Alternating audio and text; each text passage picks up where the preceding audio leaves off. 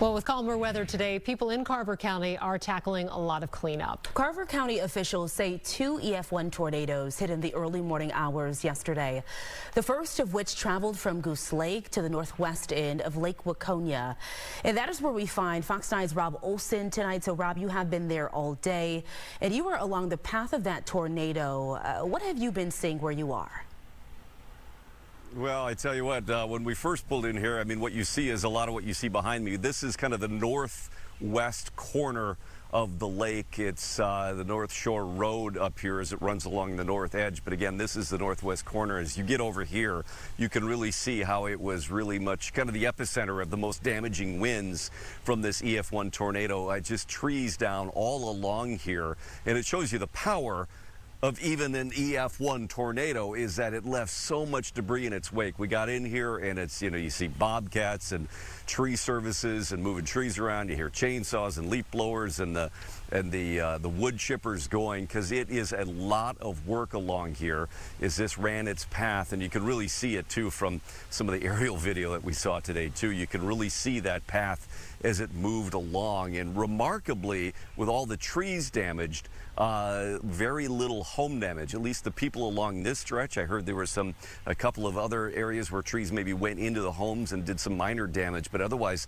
the folks I've talked to along here say remarkably they can't find anything wrong with their structures. It's just everything around it that is a mess. Yeah, that is the remarkable thing, that more homes weren't damaged in all of this. I know a lot of us on the west side, we scrambled when we got that tornado warning, turned on Ian on the TV, but in the middle of the night, this can be really just rattling for your nerves. So what are people telling you that they experienced when this tornado came through?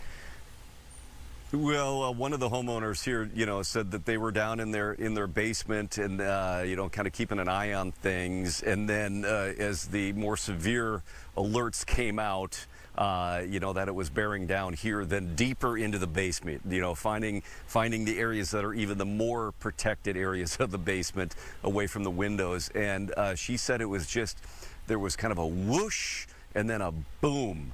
Another neighbor said, they were told it sounded like a bomb going off, and in the matter of minutes passed, and they go out, and what they can see then is the tree damage. And then by the light of day yesterday and through today, just seeing how extensive that is from just a few minutes of time.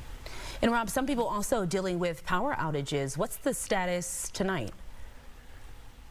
Yeah, and that was a warning from Carver County too, is to be watchful for downed power lines in this area. There were some down. One of the homeowners here said they got their power back up at about 10:30 this morning. A whole pole had come down as those trees had come down, so they're using generators to keep their refrigerator and freezer going. But that power coming back up, at least along this stretch this morning.